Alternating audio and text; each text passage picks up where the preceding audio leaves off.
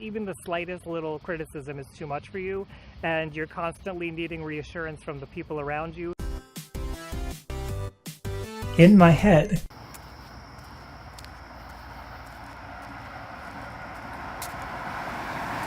Hey everybody, if you're new here, I'm Ryan Liberty. I do mental health videos Monday through Friday, so if you're interested in keeping your mental health in good shape, then hit subscribe and hit the bell after you hit subscribe to get notified every time that I do a video. Tonight we're going to talk about the differences between avoidant personality disorder and social anxiety disorder. There's not a lot of difference between them, and that's what we need to talk about. So I'm going to start with social anxiety disorder. Just for a quick little recap, I think most of us are pretty familiar with what it is, but it's generally feeling anxiousness when you're in social situations around people and you're not comfortable. You may bear those situations, but you generally try to avoid them, or when you're in them, you try to escape them. You may not speak up for yourself so much. And what it really kind of revolves around is a fear of being criticized and a fear of people looking down on you.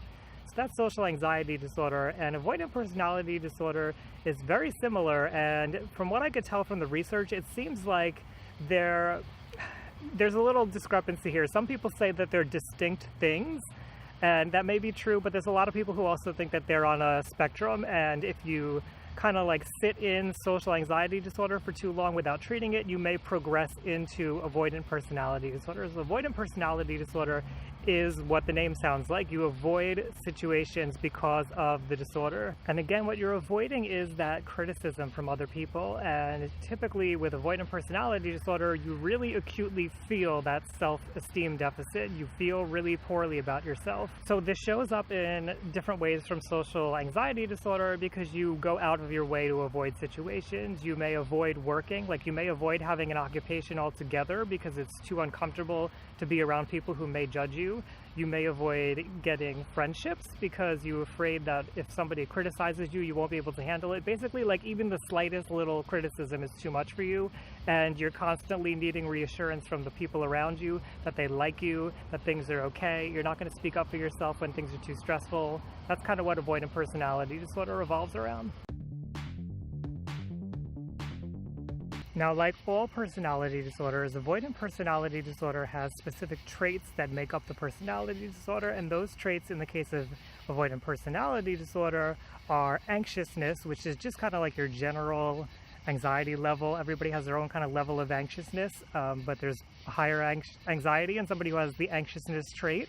There's also withdrawal, which is when you pull back from social situations, you kind of go inward and you spend time with your own thoughts and you kind of isolate yourself. There's also intimacy avoidance, which is not being close to people, not allowing yourself to be vulnerable and having those intimate relationships that people normally have.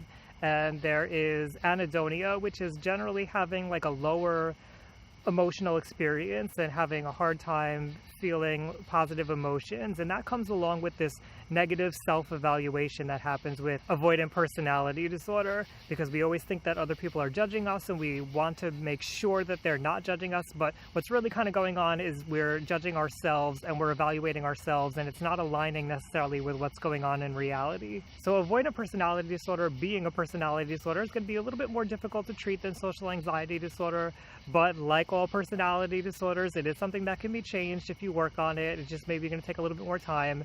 I was trying to read into why avoidant personality disorder happens. There seems to be a combination of genetics as well as maybe childhood neglect or neglectful experiences among peers during childhood. So like everything, there's kind of a mixture of what could be the cause. Don't worry so much about the cause, just worry about whether you or somebody you love has this and what can you do about it.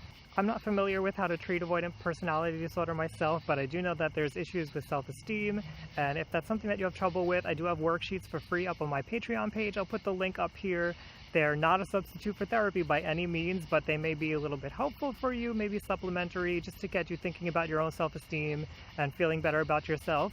I would think that the key to dealing with avoidant personality disorder would be in evaluating what's going on in your head and how you see yourself, and maybe finding out what's the cause of that anxiousness that you're feeling, kind of mitigating it, and learning how to have interpersonal relations with people that are more comfortable, and learning to trust people. And of course, all of that is best done with the therapist, because the therapist is a great person who acts as somebody that you can trust, who knows how to guide you through all of this. Now, if you're new here and this is a topic that interests you, I have many other videos on my channel, over 230 I believe we're at this point, and they just keep going. So subscribe if you want to see more of them, and hit the bell after you hit subscribe to get notified every time I do a new video. If you're somebody with avoidant personality disorder or social anxiety disorder, or possibly both, then share your experience below. You know, I didn't get into panic attacks, but panic attacks are very common during both of these disorders. So talk about what it's like for you, so we can find out what it's like, because I know I didn't really get into the experience of it. You have that experience, let us know down below. As always, I want to thank everybody for being here, and I'll see you around.